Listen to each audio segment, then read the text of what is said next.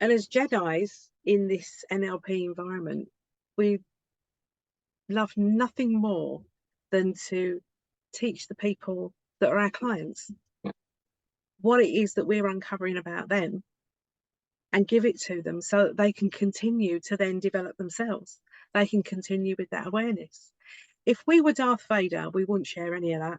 Oh, no, keep that to yourself. We'd be keeping it all to ourselves. No, the NLP side is mine. Yeah. I will use it and I will manipulate you and you will do my bidding. So whereas as a Jedi, we want to share it. Absolutely. Share it so that everybody has the benefit of it, whether they're a client of ours and we are just helping them navigate their own life with a better sat nav, which is basically what it can be for them, or whether it's in the way that we behave with everybody that we interact with so that we can demonstrate something that's useful. Side question, do you get people say to you, how do you do what you do?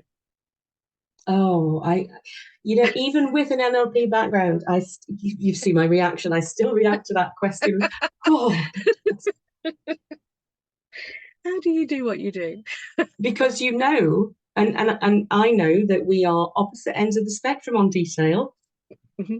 So if I said to you, how do I know what I do? I'd be describing a process that is just massive big picture. You just know. You just know. And then you'll start asking me questions that will put a little bit of pressure on me as I go, oh, I don't know, I just know. And if I asked you, I think you'd give me a little bit more than I just know.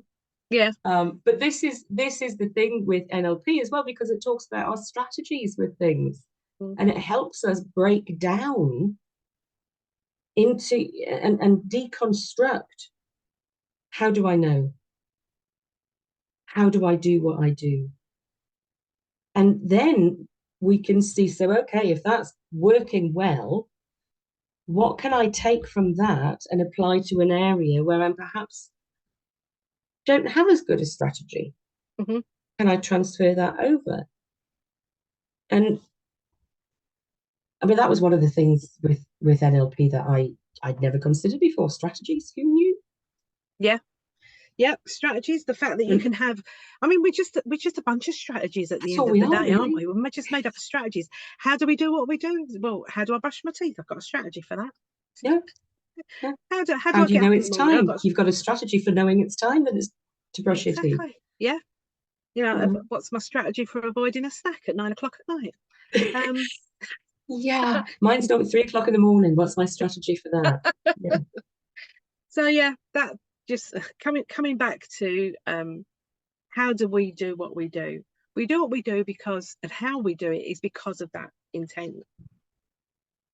And the intent is to have a positive influence on ourselves and everybody around us. Big picture lines, there you go. That's what I can say. The intent is to have a positive influence on ourselves and everybody around us. And what's wrong with that? I don't know why you wouldn't want to do it. I always say to people, I don't know why you wouldn't want to do that. Yeah. So, you know, if you can give me a really good reason as to why you want to do that, then I'd love to hear it, because I don't know of one. Going back to that sort of Darth Vader, I'm going to keep it, you can only get this through me, I'm keeping this to myself. I found that quite a challenge when I moved into coaching as a business. And, you know, some business people were saying, well, you know, you want to make sure that you've got the same person coming back again and again and again. Well, from a business perspective, yes, I can understand that. But I want people to be able to, somebody comes to me for help with developing a more helpful mindset, for releasing their inner critic or creating an inner cheerleader. I want them to be able to take what we cover in our sessions and continue to develop it and use it themselves, so they don't have to keep coming back for the same thing. I want them to be able to start seeing patterns where it may have prompted them to say, oh, I'll just go back and Lou will sort that out for me. Yeah. I want them to say, I wonder if I could apply it to that. I always want to keep the door open so that there may be something that comes up later in life or is bigger than they feel they can deal with on their own, maybe completely different to anything we've worked on before, and they'll come back. But I've never felt comfortable with that idea of just keeping everybody coming back for 12 months. Yeah. Well, so you just keep them dependent on you as a coach, and that doesn't sit at that's all not, with me. For me, what NLP and what coaching is about. It's about empowerment. Mm-hmm. And that was a big conflict for me in terms of ecology, in terms of, that feels a little bit Darth Vader to me. Yeah. Yeah. And okay, he might have more money because, he's got to maintain all the outfit and what have you, but I think I'll stay on the Jedi side. Yeah. I'd much rather have, if just by having 3 sessions with me, I'd get them from where they are to where they want to be. Yeah. Then I'm happy with that. Yeah. And I think the longest program I do now, well, I say the longest program, I do one that's a month long, and we have a session each week, plus an introductory session. So that's 5 sessions over a month. I do one over 3 months, which is 4 sessions. So yeah, I think probably the most sessions is a 5-session one, and that's really for an intensive, specific outcome. Yeah. Or a 1-day breakthrough with a follow-up call. So it's not about hooking people in to keep them dependent on you. Keep them dependent. Oh, it's just awful. It's an awful thought. How does that benefit anyone? Why would I want to keep somebody dependent on me when I can help them and give them the tools to be self-reliant? Yeah. What's the saying? You can give a man a fish and they'll eat for a day. Teach them to fish and they'll eat for the rest of their life. Yeah. And, okay, so that might not be a great business model, but it fits with my values. It fits with the values. It fits with the Jedi. And it just means that I personally feel great that there's somebody else out there that has benefited from it. Yeah. And will then have a positive influence on their lives and the people around them. So the ripple effect is a good one. It is. And I mean, I do have clients coming back to me on a number of occasions, and it may be because of something that's happened in their life. Or one client put it to me beautifully. He said it was like, we'd had our sessions together, achieved the outcomes, and he felt like he was, he'd taken his stabilizers off and he was off on his own.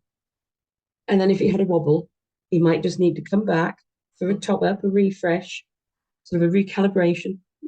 He was in computing, so there was always talk as well about updates. A little bit of reprogramming. And I'm off again on my own. That's fine.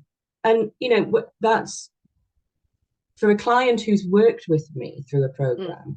That's why I do one-off sessions afterwards. I don't tend to do them initially, but for somebody who's spent time working with me, when they want to come back, if they want to come back, it's just a one-off session that they come in for. And that's great, because we all do at times just need that little bit of refresh, and life gets busy. We find it, don't we? Yeah. We've found it, I think, particularly as we've been designing our training, as we were putting together our online learning, going, God, I haven't used that technique in a while. Funnily enough, that's ideal for what's happening at the moment. we all fall into habits, don't we? So, it's been really useful to go back through it and to try different things.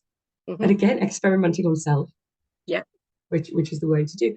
We're all like that. So yeah, if a client has achieved what they want to achieve, something else comes up and they want to come back and have a top up, great, no issue with that. But I don't want them tied in for 6 and 12 months dependent.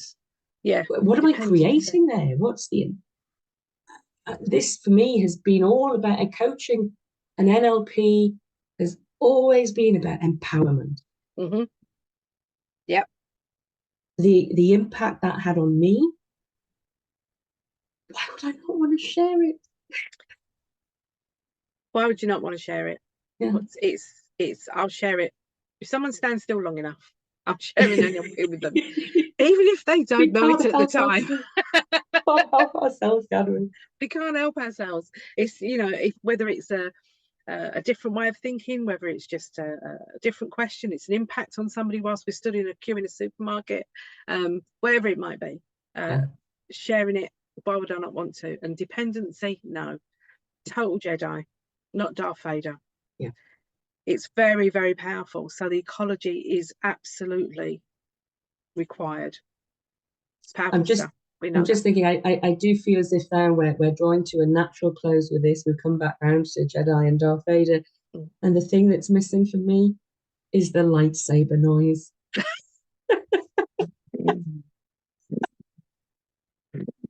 I wonder if I can actually put something over this video where I can have a lightsaber in my hand.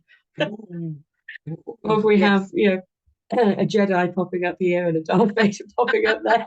Maybe a little Yoda somewhere in the corner. A little Yoda and a baby Grogu. What we can say is being a Jedi in NLP doesn't require a lightsaber or a brown suit with something tied around the waist. But what it does mean is that you have to have pure intent. Yeah. And that's where it all comes from. And been lovely talking with you, Lou. All things always. NLP we love. I just had an awful thought there that I hadn't clicked record. Go to stop now.